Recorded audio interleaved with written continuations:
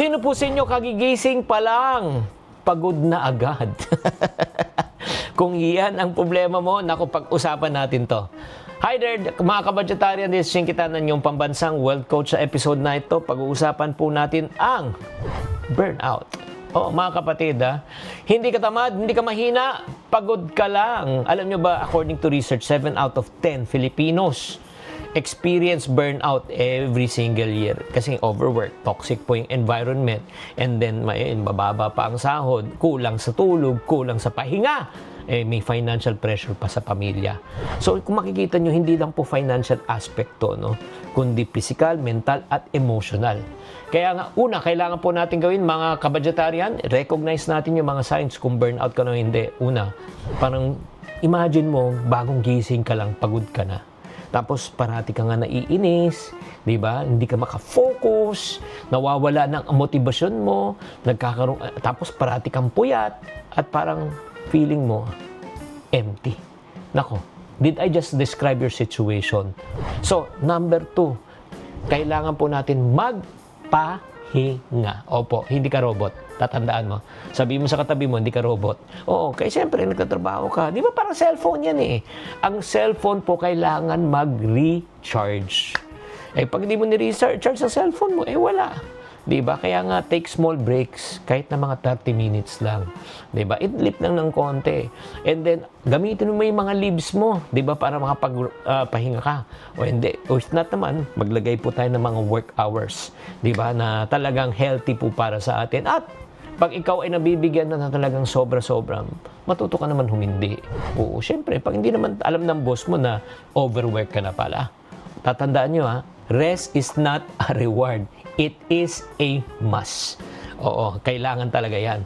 And then number 3, fixed work boundaries po tayo. Diba? Huwag tayong tatanggap na hindi talaga nasa sistema. Diba? Bakit natin i-rush yan? Bakit natin i-overtime yan? Kung pwede naman maghintay. Kung hindi talaga pwede. Paminsan-minsan okay lang. Kung araw-araw yan, may problema na tayo. Tatandaan mga kapatid, kailangan matuto tayong magpahinga, mag-set tayo ng boundaries, at alamin po natin kung ano ang sanhi ng ating burnout. Hindi ka machine, kailangan mo mag-break para ikaw ay hindi mag-breakdown. Sana nakatulong tong episode na ito. Tatandaan, tamang karunungan, tamang disiplina ang susi sa pagyaman.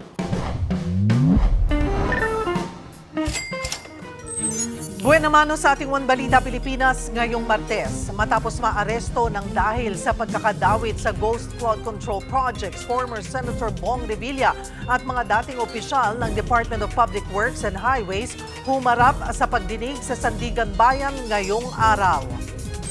Former DPWH Secretary Manny Bonoan, sinampahan na rin daw ng plunder complaint kaugnay sa flood control scandal.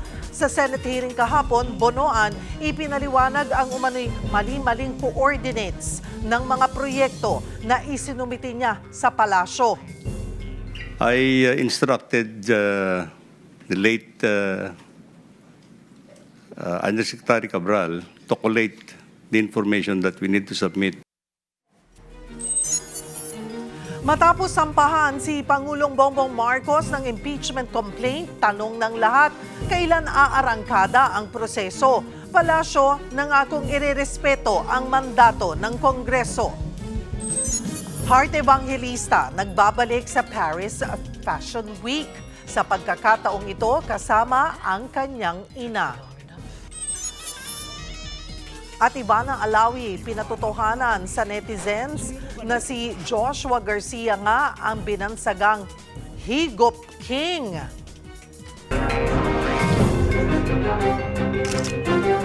Magandang taghali, Luzon, Visayas at Mindanao. Thank you for joining us. Good afternoon sa mga nanonood. Saan po ang This has been my guide. Ang buting utang, kumikita, kasamang utang, kita. Mga idea ng mga balita sa Visayas at Mindanao. nagsanga ang mga paluwa sa kanilang mga probinsya. Hola! One Balita, Pilipinas!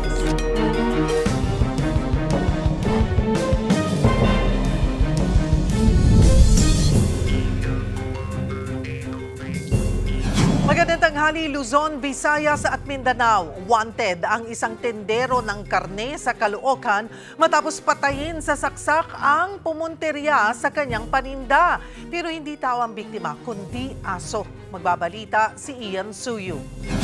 January 7, Miyerkules, nakunan ng CCTV sa gilid ng palengke sa Bagong Baryo, Caloocan ang isang aso na lumapit sa nakalapag na tray. Dahil siguro sa gutom, agad kinagat ng aso ang panindang karne. Pero nasa likod pala ng aso ang tindero. Kumuha ito ng kutsilyo, saka inundayan ng saksak ang nakawalang hayop.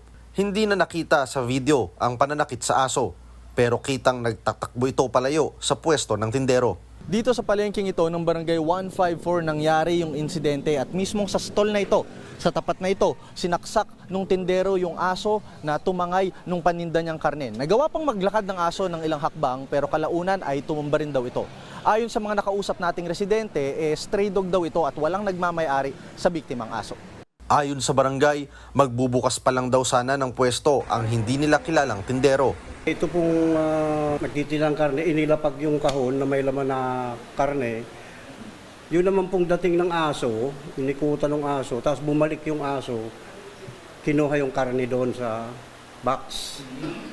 And then, siguro nagalit yung tendero, dinampot niya po yung kutsilyo at inundayan ng saksak ng yung aso. Malalim yung tama ng aso. Ang aso nagtamo ng malalim na sugat sa kanyang tagiliran. Kalaunan, binawian rin ito ng buhay. Ayon sa Veterinary Office ng Caloocan LGU, severe hypoxia at hypovolemia na nagresulta sa cardiac arrest ang ikinamatay ng aso. Kinundena ng Animal Kingdom Foundation ang ginawang pagpaslang sa aso. Buti na lang daw, may ebidensya. Anyone can ask a copy of the CCTV footage from the barangay, which they are, of course, mandated to also certify and provide, especially if this is going to be used in a criminal case. Sa ngayon, wanted pa rin ang tindero na mahaharap sa reklamong paglabag sa Animal Welfare Act o RA 8485. Sa sino mang makapagbibigay impormasyon, idulog lang sa pinakamalapit na himpilan ng pulis o Animal Kingdom Foundation. Kapatid para sa 1PH, Ian Suyu, News 5.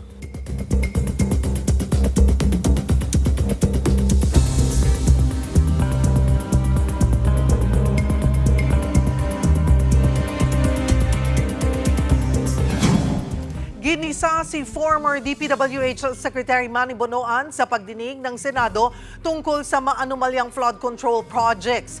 Giit naman ng dating kalihim, hindi siya back sa mga proyekto. Yan na at iba pa sa pagbabalita ni Mean Los Baños. Kinumpronta ng mga senador si dating DPWH Secretary Manny Bonoan sa kanyang muling pagharap sa pagdinig ng Senate Blue Ribbon Committee. Sa affidavit kasi ni dating DPWH Yusek Roberto Bernardo, inutusan umano siya ni Bonoan noong 2023 hanggang 2025 na magbigay ng listahan ng mga proyekto na may commitment o kickback mula 10 hanggang 15%. Kinumpute po ito ni Chairman Senator Lacson and Senator Kiko Pangilinan. Ang SOP na napunta sa inyo is worth 2.25 billion pesos since 2022. I completely deny, Your Honor.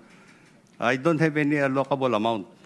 Sinisi rin ni Gatchalian si Bonoan sa talamak na korupsyon sa flood control projects sa DPWH. Pero giit ni Bonoan, oversight function lang ang trabaho niya sa DPWH. Ang trabaho niyo as DPWH Secretary, oversight? I cannot accept that because hands-on kayo, secretary kayo. I cannot imagine Secretary Dizon exercising oversight function. That is not correct. What I'm saying is actually, as secretary, I exercise overall supervision authority. Not oversight. And oversight. Because I also rely on my people. Naungkat din sa pagdinig na nasa 337 mula sa 416 flood control projects ang mali-mali ang naisumiting coordinate sa Office of the President para sa sumbong sa Pangulo. Ang isinumite ay ang MIP Start Coordinates o Multi-Year Programming and Scheduling Application na ginagamit para sa planning stage pa lamang ng proyekto. Ayon sa ilang senador, kung mali-mali ang coordinates, posibleng lumobo ang bilang ng ghost projects kahit may nagawa naman talaga. Ang dami pong kinasuhan ang dami pong contractor, ang dami pong mga opisyal ng Public Works and Highways na kinasuhan, kung ginawa naman po ang project, yun po yung tanong natin. It's kind of unfair saying na ghost itong project. Paliwanag ni Bonoan, nagmamadali sila na magsumiti ng report noong August 2025. Kaya dumepende siya sa kung ano ang isinumiti sa kanya ng kanyang mga tao, kasama na ang yumaong si dating Yusek Catalina Cabral. I instructed the late Undersecretary Cabral to collate the information that we need to submit to the Office of the President. And because the planning service has a record of projects that had been completed already, Mr. Chair, under the MIPS.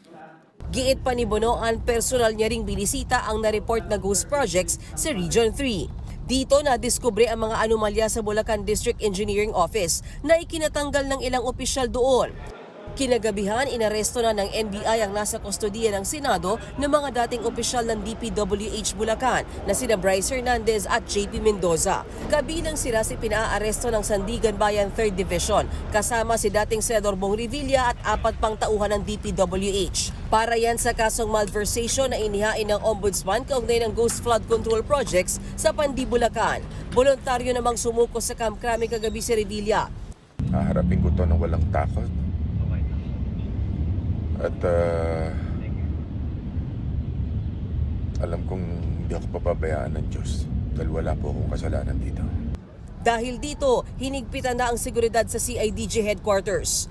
Kapatid para sa 1PH, Mean Los Baños, News 5. Nagsasagawa ngayon ng pagdinig sa Sandigan Bayan hinggil sa flood control scandal. Para sa update, magbabalita live mula sa Sandigan Bayan si Mobile Journal, Arles de los Santos. Arles, sino-sino na yung dumating at ano yung eksaktong kaso na dinig-dinig?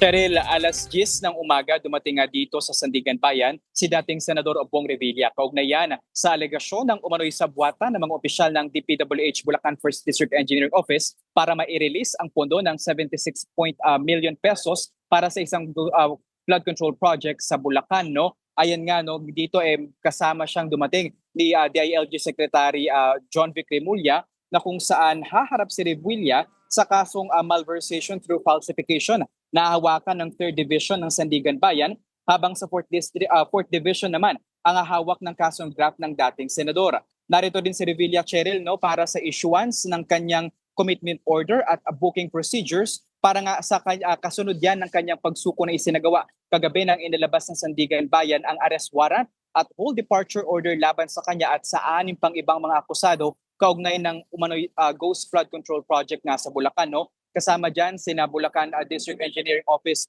Official Bryce Hernandez, RJ Dumasig, JP Mendoza, Juanito Mendoza at Crisita Pineda, kung saan doon sa whole departure order na yun, Cheryl, ay kailangan ng bagtayan ng Bureau of Immigration ang kanilang paglabas ng bansa para nga hindi magkaroon ng anumang problema sa isasagawang mga pagdinig. So, are you saying, Arles, na si dating Senator Bong Revilla pa lamang ang nandyan at inaasahan din bang dadating yung 6 na akusada rin? Tama ka dyan, Cheryl. Mga alas 10 na umaga dumating si Revilla at hanggang ngayon ay hinihintay pa natin itong sina Bryce Hernandez na sila ngayon kasi, Cheryl, ngayon ay nakalagay or nasa kustodiya ng National Bureau of Investigation and Quezon City dito sa Sandigan Bayan. Medyo malayo. But anytime now, we're hoping na makita natin sila dito, though hindi pa tayo nagkaroon ng pagkakataon na makapanayam si Revilla o ang kanyang legal counsel. Naging concern na baka magkaroon daw ng special treatment kay former Senator Revilla. Ano ang assurance na hindi ito mangyayari? Kaninang umaga, Cheryl, ay nagsagawa ng press conference si DILG Secretary John Vic Remulla kung saan sinabi niya nga na walang magiging special treatment para sa dating senador.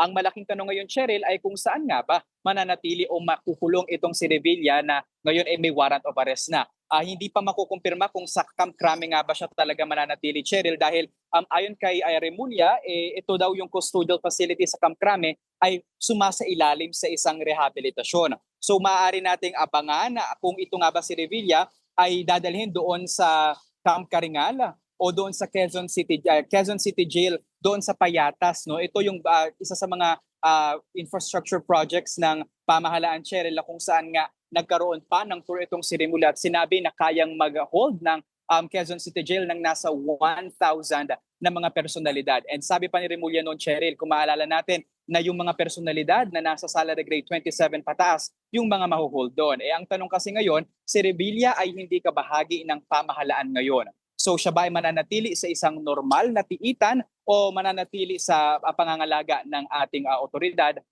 PNP man o sa armed forces natin? Cheryl. So who would decide on that? Kung saan siya makukulong? That would be Sandigan Bayan, Cheryl. At isa yan sa mga posible na hantayin natin kung ano nga ba yung magiging desisyon. Kasi ayon kay Secretary John Vic Remulla, ipagpapaubayan na raw niya sa Sandigan Bayan kung saan yan. Dahil itong desisyon na to ay hindi sa DILG nakaatang, kundi sa Sandigan Bayan na humahawak nga sa kaso ni Revilla ngayon. And that will be decided today ng Sandigan Bayan. Tama ka dyan, Cheryl. At ayan natin tututukan hanggang sa pagtapos at paglabas ni Revilla na nasa loob pa rin ng Sandigan Bayan hanggang ngayon. Noong padating dyan, papasok si dating Senador Revilla. Nagkaroon ba ng pagkakataon na makuhanan siya ng iba pang pahayag or natanong ba ng media? Sinubukan natin, Cheryl, na hingan siya ng komento. Wala siyang naibigay na komento pero matapang na kumarap sa kamera si Revilla at nagtaas ng kanyang kamay. Itong araw ay siguro nga dahil kagabi nakikita na natin yung kanyang mga video na tila daw walang due process yung nangyaring pag-implicate sa kanya sa flood control scandal. Maliban sa kanya, may family members ba kayong nakita?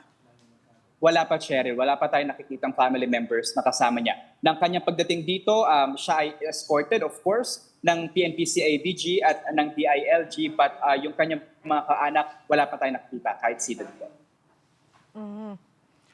Nakita rin dyan sa Sandigan Bayan, si DPWH Secretary Vince Dizon. Ano ang kanyang pakay? Ayan naman, Cheryl, ay para doon sa bail hearing ng mga alegasyon din ng anomalya sa flood control projects doon naman sa Oriental Mindoro na nagkakahalaga ng 298.5 million pesos. Ayon kay Dizon, malakas daw yung kanilang ebidensya na hawak, no? Kaya naman confident sila sa paghulong ng kaso na ito. Tumayo si Dizon, Cheryl, bilang testigo doon sa kaso na ito at mga alas 11 ng umaga ay nilisan na nito ang Sandigan Bayan. Pero hiningan din natin siya, Cheryl, ng pahayag doon sa naging sagot ng contractor na si Curly Discaya na tila sila raw ang ninanakawan dahil nga sa tanong kung magkano ang kanilang ibabalik na pera bilang kanilang bahagi ng proseso ng kanilang pag-apply ng Witness Protection Program. Ayon kay Dizon, tila daw medyo makapal yung mukha nito ni Discaya na sinabing tila sila pa ang biktima sa kanyang mga pahayag. Cheryl. Alright, doon sa video lang na napakita natin, baka na-miss lang and baka pwede nating bantayan. I understand ay nandyan ang kanyang may bahay at anak, si Lani and si Jolo, dyan sa Sandigan Bayan. We will check, Cheryl, kasi kanina si Revilla ay doon bumaba mismo sa kaparehas sa sasakyan kung nasaan si Remulla. Pero sisilipin natin, titignan natin kung nandito nga ba si Lani Mercado at ang kanyang anak. At ito nga ay, we just got this information since we're talking, Arles, at nandiyan ka sa labas, ng Sandigan Bayan, ay dadalhin na raw sa New Quezon City Jail sa Payatas para doon i-detain. Kaugnay nga dito sa kasong malversation of public funds through falsification of public documents. And this case na nakakaso sa kanya, I understand, Arles, walang piyansa to, no? Tama, Cheryl, no bail yan at isa pa lamang yan sa dalawang kaso nga na isinampa sa kanya na nilabasan na rin ng warrant of arrest kagabi at full departure order. Alright, maraming salamat. Mobile Journal, Arles de los Santos. At kaugnay pa rin ang muling pagbubukas kahapon ang pagdinig ng Senate Blue Ribbon Committee kaugnay ng maanumalyang flood control projects. Makakasama natin, Committee Vice Chairperson, Senator Erwin Tulfo. Magandang tanghali po sa inyo, Senator Erwin. Salamat po sa oras. Maraming salamat po, Ms. Cheryl. Thank you for inviting me in your program. Senator, hindi po biro itong investigasyon ng inyong komite. So far, kumusta po ang assessment dun sa itinakbong hearing kahapon? Well, satisfied po tayo na linawan tayong lahat kasi yung taong bayan nagtataka dahil may mga promise po, commitment po ang palasyo, nag-commit din po ang ating ombudsman na may mga mahuhuli before Christmas, may mga makakasuhan na unfortunately wala pa, iilan pa lang.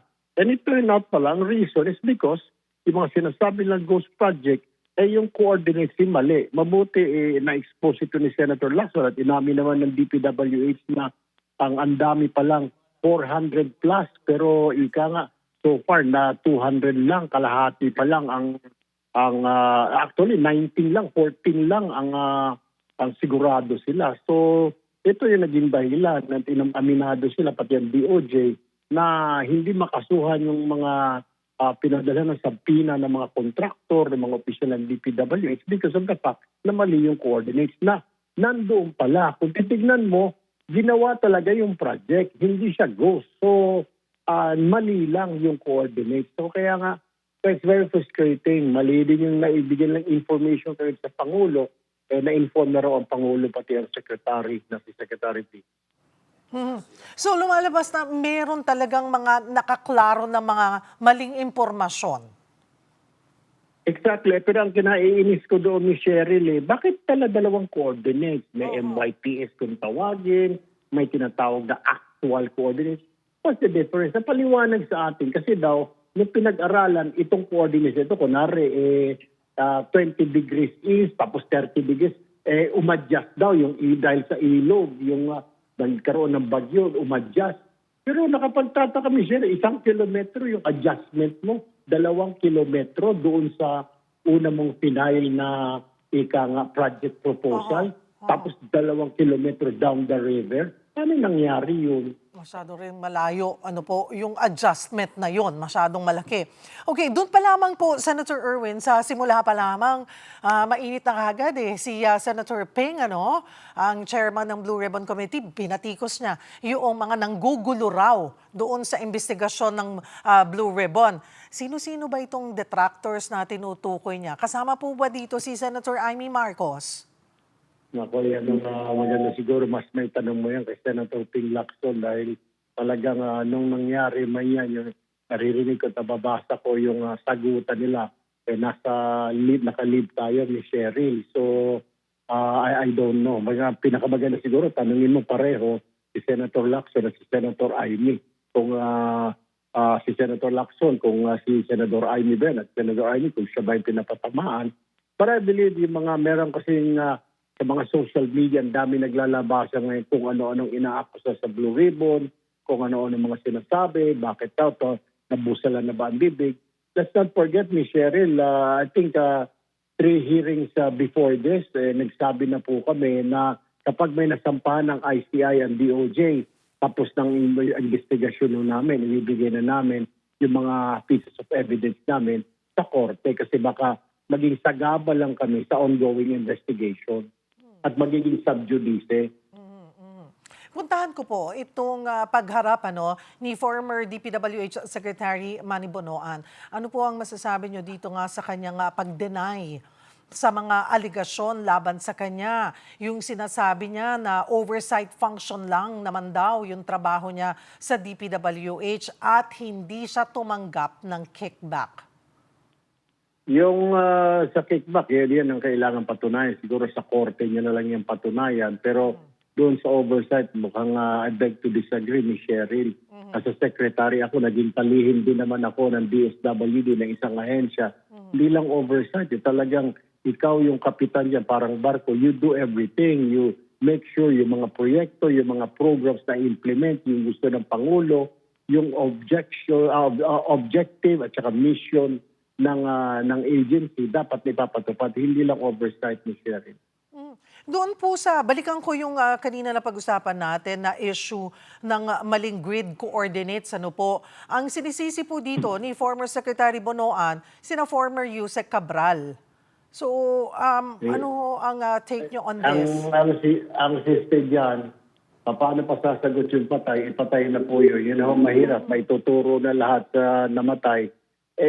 Still po, ibig sabihin, mahina po yung kinuha niya ng mga tauhan kasi Miss Cheryl, sa totoo lang, may mga barkada ako ng mga engineer din. Basic daw yan, pinag-aaralan sa kolehiyo, sa civil engineering, yung mga coordinates na yan. Tapos kaya nakapagtataka na suddenly hindi mo alam yung coordinates, mali-mali. Ang question natin dyan ngayon, was it deliberately done na iligaw itong investigasyon o sadyang tanga lang itong mga opisyal na ito? Or may tinatago sila, tatlo pala, tanga, deliberately na ginawa nila or wala silang alam talaga. Things like those, Ms. Cheryl. So itong dapat sunod na silipin. Yun ko nga tinatanong kahapon, pero sinasabi na hindi, sinumiti lang sa kanya. Paano pa natin matatanong si Cabral? Alikabok na siguro yun ngayon. Pero, Sen, may Cabral files. At hawak po ito ni Congressman Leandro Leviste. Tingin nyo may ambag ba ito sa investigasyon nyo considering na hindi pa nga na ma-verify ang lahat ng laman nito? Yung files na yun, tama naman yung si Senadora Amy, wish list yun ng mga senador. Yun yung kasi yung mga request na projects mula sa mga LGU, okay? Pero it doesn't necessarily mean, ang tanong niya, napondohan ba yan? Ang masama pa, kung napondohan pero humingi ng kickback yung senador, yung congressman. Pangalawa, may punto din naman si Bunoan na sinasabi niya kahapon.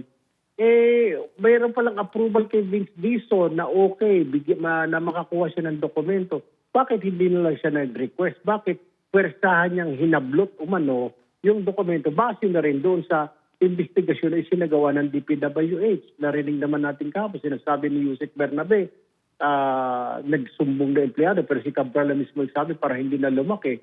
Pero sabi nga ni Bunoan, he could just have written a letter, di ba, to Secretary Dizon requesting for copies of that. Then wala na tayong problema. Ngayon, nagiging problema ngayon, issue ng credibility, authenticity. Baka may mga tinanggal doon ng mga pages, baka may mga reduction. So, kaya nga, pinapaaral namin sa DPWH, we're giving them a week or two to come up with a reply kung ito ba ay legit at ma-certify nila na true and correct. Sen, hindi pa rin sumipot sina dating ako Bicol Party List Representative Zaldico at Orly Guteza dito sa pagdinig kahapon. So ano ang aasahang mangyayari kapag hindi pa rin sila tumugon sa inilabas na show cause order? They were given 2 days and then after that, kung wala pa rin, warrants of arrest lang i-issue dyan. Kala Saldico and then kala Ginoong Guteza. Importante na talagang sumipot sila because sila yung sa sentro nito, si Saldico and then pangalawa si Guteza because mabigat yung only Guteza is linking Speaker Martin Romualdez in this flood control mess. So kung wala siya, hindi niya mapatunayan o ma-back upan yung kanyang statements, paano na lamang what are we going to do in his first statement, di ba? Kasi marami siyang mga inakusahan dyan, si Speaker Martin, si Saldico, pati nga si AXT-CIS Party List Congressman Eric Yap na nag-deliver. Kaya nga, gusto natin malaman, ano ba ito? Saan mo ba nakuha? Patunayan mo ito. Otherwise, it will not hold water, Ms. Cheryl. Magiging hearsay. Kaya kailangan talaga nila ni Guteza sumipot, ganun din si Saldico. Pero ang tanong, where is Guteza? Wala ho ba tayong lead o nababalitaan kung nasaan ba? Wala bang nakausap na family members man lang kung saan paano matetrace itong si Guteza? They have been trying, I believe, yung OSAA been trying. Sabi nga kahapon, usap-usapan, ang taong ayaw magpakita, hindi mo talaga makikita. Pero yung gusto magpakita, madali kasi with all the announcement, di ba, radio, TV, social media, hinahanap siya na merong show cause order. Dapat magpakita na siya. Kasi kung security man lang pag-uusapan, pwede naman siya sa Witness Protection Program ng DOJ. Lahat naman na pumapasok sa WPP, safe naman, di ba?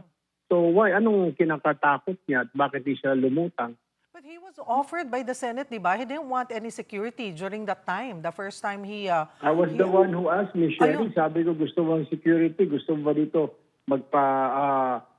custody? Ayaw daw niya dahil may baril siya na 45. Kaya daw niya ay former Marine siya. So hindi na siya pinilit. Little did we know na mukhang hindi na siya makikita muli. Pagdating naman po kay Zaldico, wala ho bang filler? Nag-reach out ba ang kampo Wala niya? Wala po, Ms. Cheryl. Wala at po. all. Paano po yun, Sen? Kung talagang wala, Interpol na. Ayun na, hihingi tayo ng tulong. And then, nakikipag-coordinate ang Philippine government sa Portuguese government kasi wala tayong extradition treaty with that government, with that country. So, I think they're starting the process now. So, baka medyo matatagalan, Ms. Cheryl. Bukod po kinako, hindi rin humarap Senator Erwin, sina COA Commissioner Mario Lipana. Nagpaliwanag ho ba sila bakit hindi sila nakapunta sa hearing? Kaya nga, binigyan sila ng show cause order. Why? Kung hindi po, arrest warrant ang katapat po nila. Lahat. Lalo pa ngayon, medyo maluwag na yung Senado, nabawasan na, wala na si Bryce at saka si Joey. So, may pwedeng 2 tao na naman ilalagak dyan. Lahat po ng inimbitahan kahapon, Senator Erwin, dinenay yung sinasabi ni former Undersecretary Roberto Bernardo na tumanggap sila ng kickback. So what's next? Paano nyo po pipigain kung sino nga ba ang nagsasabi ng totoo? Well, depende kay Senator Lacson yan. Pag-uusapan po ulit ng committee na how do we handle this, how do we tackle this? Kasi parang he says, she says po eh. Sabi niya ganito, sagot ko naman, hindi, walang kinalaman niya. Kagaya kaya kahapon, yung kay Trigib, yung kay Maynard mo, pinatawag sila basing doon sa statement ni Yusek Bernardo. I'm not saying na nagsisinungaling si Bernardo, pero when I asked Alcantara, sabi ni Alcantara, hindi po, yung para sa kanila, sabi lang ng boss ko, para kay Trigib ito, para kay Maynard mo ito. Pero hindi po ako personal na nag-abot ng pera sa kanila. So, that's two different things na dapat may mag-corroborate doon sa sinasabi ni Yusek Bernardo. Pero again, Cheryl, nasa court na yan. So baka sub-judice naman kami. Kaya nga, as much as possible, kung tatanungin as member of the Blue Ribbon, dapat i-turn over na namin lahat itong investigation na ito sa korte para hindi naman kami itaga makasagabal sa ongoing investigation ng mga court. Senator Erwin, dinenay din ni Curly Discaya yung aligasyon na may transaksyon sila ni former Speaker Romualdez kahit may humarap na 2 testigo kahapon. Ipatatawag na ba this time si Congressman Romualdez? I have yet to talk about it. We have yet to meet itong Blue Ribbon para pag-usapan yan, Ms. Sherry. Kailan po ang We susunod? don't know yet. Kailan po ang susunod na hearing at may balak pa bang tayong ipatawag po? May iba pa bang kayong balak ipatawag? Ang alam ko po, may committee report na lang po yata. I don't know kung may isang hearing, but depende po kay Senator Lacson. Ms. Cheryl, I have to fly na po. I have to take my the plane. Salamat po. But thank you. Po. Thank you po sa inyong oras. Salamat, Senator Erwin Tulfo. Susunod, Palasyo pumalag sa mga akusasyon na scripted ang impeachment complaint laban kay Pangulong Bongbong Marcos. Yan at iba pa sa pagbabalik ng One Balita, Pilipinas.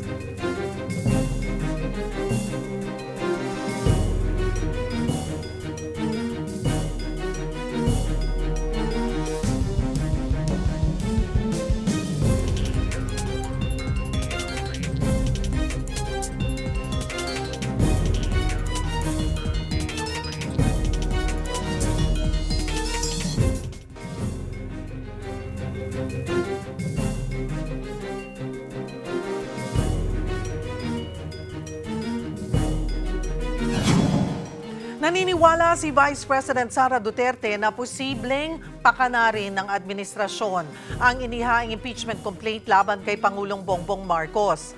Isinampa ni Attorney Andre De Jesus ang impeachment complaint laban sa Pangulo kahapon. Inendorso ito ni Pusong Pinoy Party List Congressman Jet Nisay. Pero ang nakapagtataka raw, si De Jesus ay dati umanong abogado ni First Lady Liza Araneta Marcos habang pumirma rin daw sa impeachment noon ng Vice Presidente si Nisay. Kaya tingin ni VP Sara paraan lang ang impeachment para hindi basta-basta mapatalsik ang Pangulo. Kung hindi kasi lulusot ang impeachment complaint, 1 taon ulit ang kailangang hintayin bago makapagsumite ng bagong reklamo.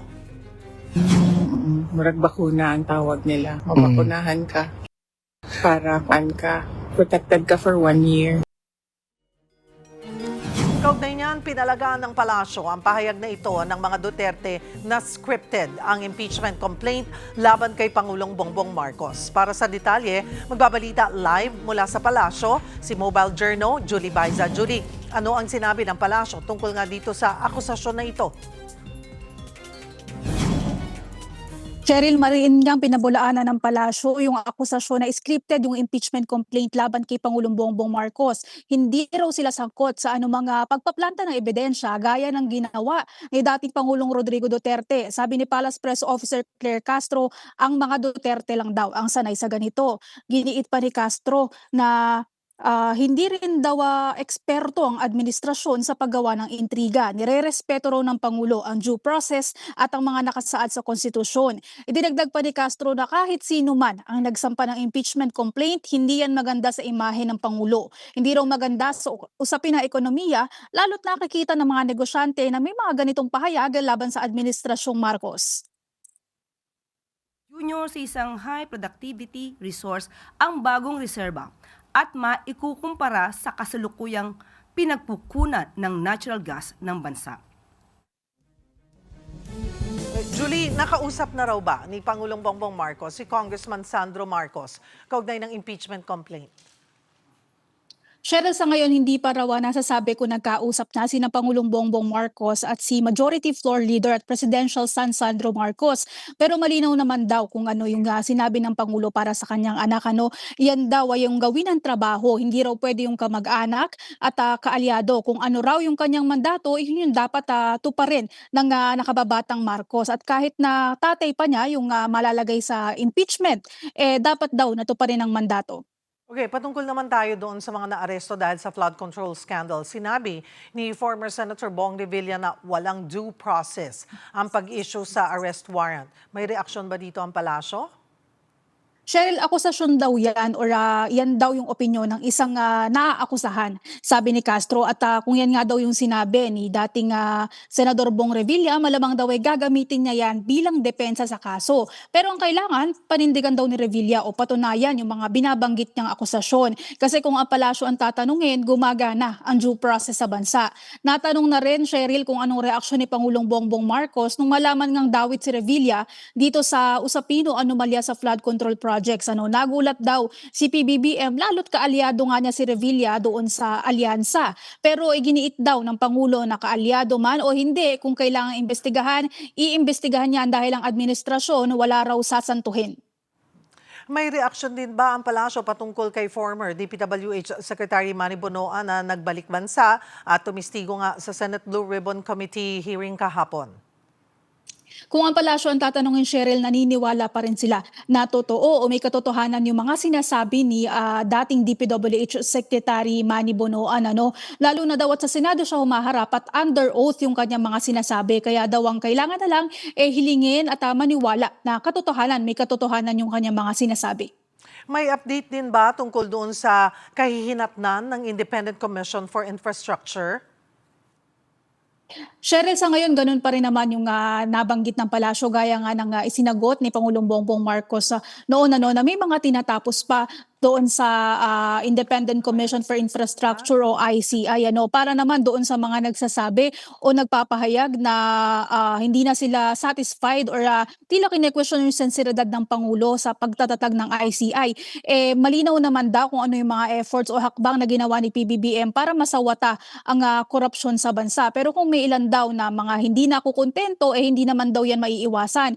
Ang sagot na lang ni Castro doon sa mga nagsasabing palabas lang ang ICI, magpakita daw sila ng patunay o ebidensya sa sinasabi nilang palabas nga lang yung ICI, lalo't sila nga daw yung nagbibintang. Para naman doon sa mga nagsasabi na walang ginagawa, tiyak nga daw na overwhelmed yung mga miyembro ng ICI ngayon, lalo't marami silang mga ebidensya na kinakailangang kolektahin at kailangang i-consolidate sa ngayon. Naging epektibo rin naman daw lalo't sa ICI, Cheryl, lahat ng naimbitahan humarap naman, maliban na nga lang daw kay Congressman Pulong Duterte at sa namayapa na si dating DPWH Undersecretary Cabral.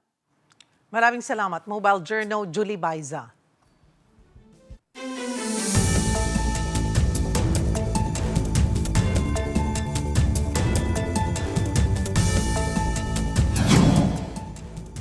Mga baydiara, mga balita gikan sa Visayas ug sa Mindanao. Sugda na to diri makasubo no kay patay ang usa ka 50 years old nga volunteer responder ni siya didto sa Binaliw landfill landslide sa Toledo City sa Cebu.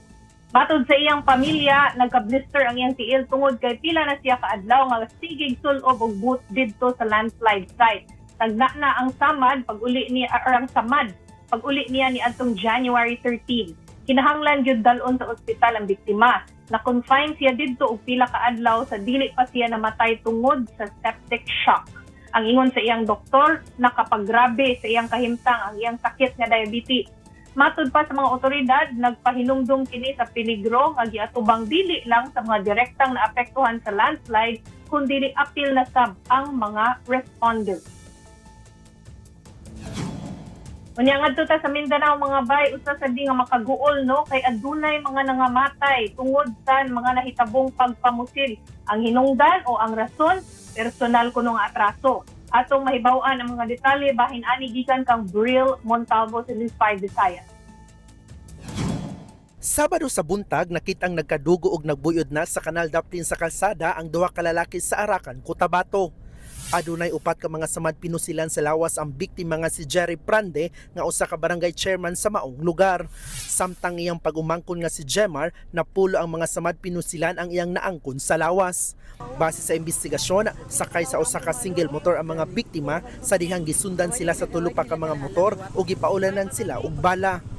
Daan na nga adunay death threat ang duruha. Gipasangilan matud pa sila nga nagtip sa mga pulis sa usa ka operasyon apan nagdumili pa sa paghatag og dugang detalye ang mga otoridad bahin niini. Nailhan na sab sa mga pulis ang unom ka mga suspects sa maong pagpamusil. Ginapangitan na sila karon sa mga otoridad. Dito sa Valencia, Bukidnon, dead on the spot si Michael Actob human kini gipusil sa ulo sulod mismo sa iyang kaugalingong negosyong bugasan. Sa investigasyon, nagpakaaron ingnon nga customer ang usa ka lalaki nga nagsuot og jacket sa sulod sa bugasan. Sa dihang nakapalit na kini sa biktima, dali niya kining gipusil ug dayon ning sibat sa kay usa ka motorsiklo. Personal grudge ang usa sa mga ginatudlong motibo sa krimen.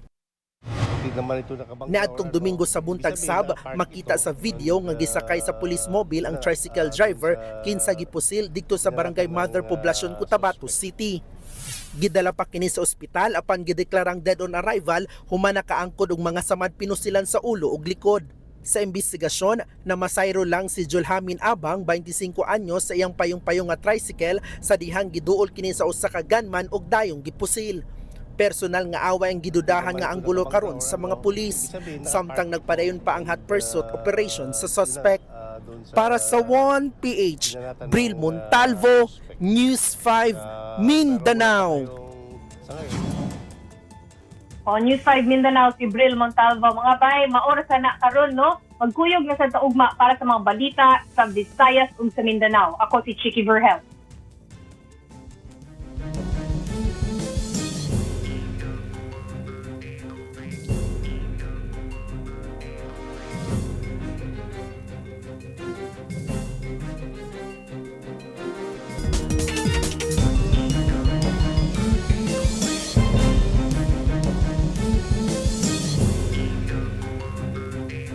Nabitin daw sina Senators Rodante Marcoleta at Amy Marcos sa pagpapatuloy ng Blue Ribbon Committee hearing kahapon.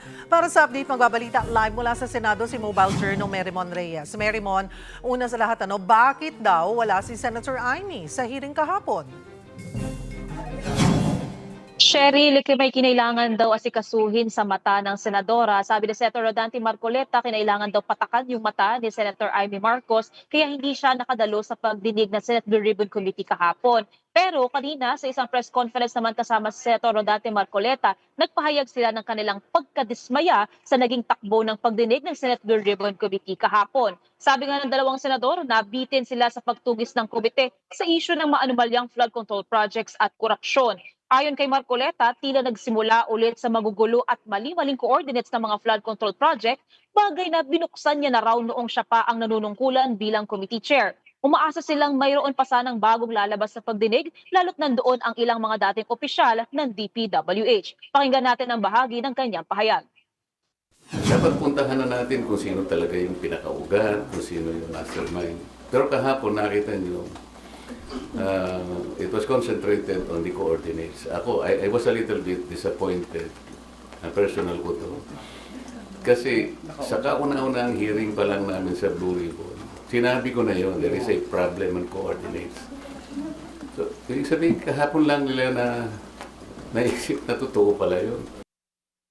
Kinwestiyon din nila ang bigat ng ebidensyang bitbit ng dalawang babaeng tumestigo tungkol sa house and lot na umano'y binili ni dating House Speaker Martin Romualdez. Dapat nawa ipatawag o ipadala sa Senado ang mga dokumentong nakakapagpatunay nito at hindi lang ang mga testimonyang binitbit ni na alias Joy at Maria. Dapat din daw imbitahan na muli si Romualdez sa pagdinig at hindi na pagbatayan ang interparliamentary courtesy bilang basihan kung dadalo sa Senado o hindi ang dating House Speaker. Dahil dito, nagpasa ang menorya ng isang minority report kay Senate President Tito Soto na naglalaman ng kanilang mga obserbasyon, mga natuklasan at legislative measures na posibleng gawin mula sa mga lumipas na pagdinig. Laman din ng minority report ang mga personalidad na ayon kay Senador Marcoleta ay tinuturo ng mga ebidensya na dapat managot at kanilang irerekomendang makasuhan. Para kay Senator Amy, dapat din daw imbestigahan ng komite ang mga inilabas na video ni dating ako Bicol Party List Representative Zaldico, lalo ang mga pangalang binanggit ng kongresista. Pakinggan natin ang bahagi ng kanyang pahayag. Some may argue that Zaldico's videos are inadmissible indeed in a court of law. It should be clear that the Blue Ribbon Committee of the Senate is not a court. Its proceedings are investigative, not adjudicatory. When allegations implicate the highest officials of the land, including the president and the most powerful political figures from 2023 to 2025, it is not the duty of the committee to Is it not the duty of the committee to pursue, to investigate, and to verify these claims rather than to dismiss them outright? Cheryl, samantala nang tanungin naman si Senator Amy patungkol sa impeachment complaint na inahain laban sa kanyang kapatid na si Pangulong Bongbong Marcos, hindi pa raw nababasa ng buo ng senadora ang complaint pero natawag niyang itong isa na namang drama na magtatagal ng 1 taon. Cheryl. Maraming salamat, Mobile Journal Merimon Reyes. Nananawagan ng tulong ang isang bata sa Laguna na ipinanganak na may bukol sa mukha. Para bigyan ng mukha ang balita, Mobile Journal, Yeda Pascual. Ipinanganak na may bukol sa mukha ang isang paslit sa Kalawan, Laguna. Ngayon nangangailangan ng tulong ang pamilya para sa kanyang gamutan. July 2024, ipinanganak ni Venus ang kanyang bunsong anak na si Baby Isabel. Napansin daw agad niya ang bukol sa kanang pisngi ng anak. Pero dahil kapos sa pinansyal, hindi niya ito agad na ipa-check up. Makalipas ang 2 buwan, sa tulong ng isang concerned citizen, nadala sa ospital si Baby Isabel at napatingnan sa doktor. Pumunta sila sa bahay, naisipan ko naman silang dalawin sa kanilang bahay para tignan kung ano ang kalagayan nila. At doon ko po nalaman na yung sitwasyon po nila, masasabi ko talaga na nangangailangan sila ng tulong. Ngayon 1 taon na si Baby Isabel, pero habang lumilipas ang panahon, patuloy ring lumalaki ang bukol sa kanyang pisngi. Takot at pag-aalala ang nararamdaman ni Venus sa posibleng kahinatnan ng kalagayan ng kanyang anak. Mahirap sa amin bilang magulang ang sitwasyon ng aming anak na may sakit, na nakikita na nahihirapan. Hindi na po namin alam kung anong gagawin namin. Ang sabi po sa akin, nag-doktor to sa PGH, sa pinagpapagamutan ko po ngayon, cystic hygroma. Wala naman po sa amin sa lahi. Patuloy pa rin ang mga test kay Baby Isabel para matukoy ang gamutan na dapat gawin sa kanya. Ngayong Pebrero muling i-admit sa ospital ang bata para malaman kung posible na bang operahan. Nanawagan po ako sa mga makakapanood ng video ko ito. Baka po kami pwede makahingi ng tulong pinansyal para sa aking anak sa pagpapagamot. Kasi po iko-confine po ulit siya ngayong February sa PGH. Mga kapatid, ako po si Mobile Journeyeda Pascual. Hatid ang muka ng balita.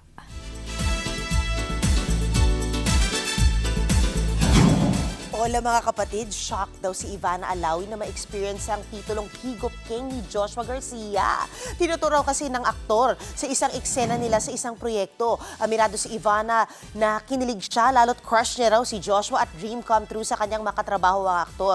Pero nananatili raw silang professional. Grabe pala siya. Higop King ba? Di ba yung tawag sa kanya? Higop King! Ganon, grabe. Kasi yun yung last scene talaga namin. May kilig daw ba? Siyempre crush ko yun, no? Pero professional pa rin. Umabot na nga po hanggang round 5 ang Sex Bomb concert at sa tanong kung last na ba yan, well, hindi tayo sure. Narito pong report.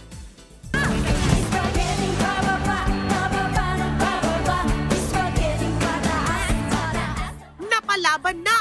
Napaspageti pa ang mga V sa freshest OPM countdown show na Vibe kagabi.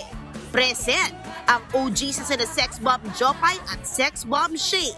Isa sa highly anticipated ng upcoming round 3, 4 at 5 ng kanilang concert na dinagdag nila matapos dumugin ang ticket selling at pilahan ng tickets para makasecure lang ng seat. Hindi raw nila inasahan ang init na suporta ng fans. Naiiyak po kami, lalo na. Actually, kaya po nag-extend ng 3 at saka ay ng 4 and 5 dahil ang dami nagsisend sa amin umiiyak, hindi nakabili ng ticket, nag-aaway, So, yun po yung reason kahit mapagod kami na sunod-sunod na araw. Nilaan po talaga namin sa kanila yung energy namin. Level up pa raw ang performances at maraming idadagdag sa upcoming rounds ng Sex Bomb concerts at pati sa guests na dadalo. Marami rin ang umaasa na makita ang OG henyo na si Joey De Leon sa kanilang shows. Kwento ng Sex Bomb, wish nila na maging world tour ang kanilang concert at ipagpapatuloy nila ang pagkapasaya para sa mga pinalaki ng Sex Bomb.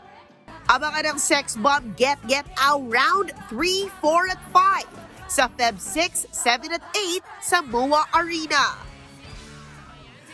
Nagbabalik po sa Paris Fashion Week si Heart Evangelista. Ipinasilip niya ang ilang naging ganap doon sa social media niya. Ang caption nga ni Heart, Momager has entered the chat.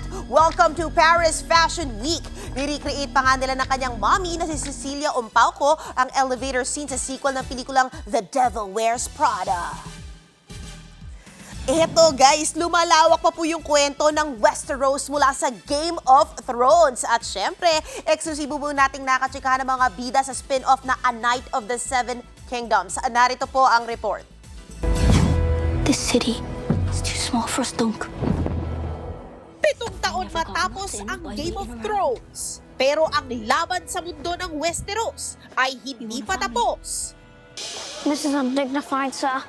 Gayon, imbis na mga dragon na magpupuksaan, isang kabalyero at ang kanyang batang alagad ang bibida sa panibagong pakikipagsapalaran sa highly rated spin-off na A Night of the Seven Kingdoms.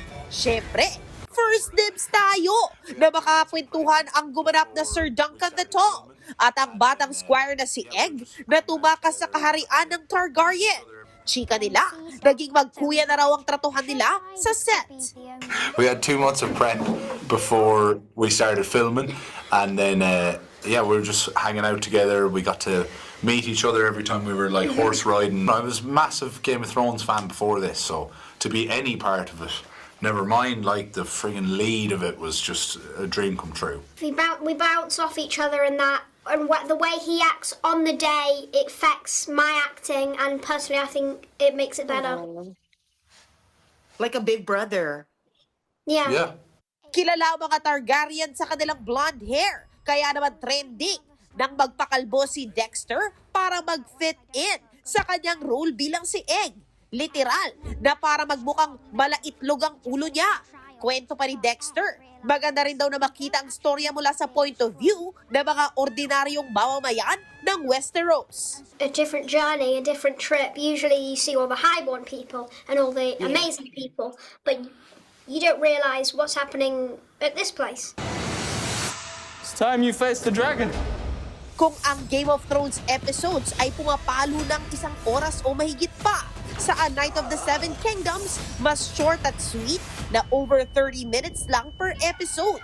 Base ang serya sa mga kwento ni George R.R. Martin at magaganap almost 100 years bago ang mga pangyayari sa Game of Thrones. Napapanood na ang A Night of the Seven Kingdoms sa HBO Max. Yan ang latest sa showbiz. Balik sa'yo, Cheryl. Thank you, MJ. At yan po ang mga bumabanderang balita at public service sa inyong tunay na kasalo sa tanghali. Hanggang bukas dito sa Balita magpapabusog sa inyong kaalaman. Ako po si Cheryl Cosim. Kami ang inyong kapatid sa public service. 1PH, teleserbisyo para sa Pilipino.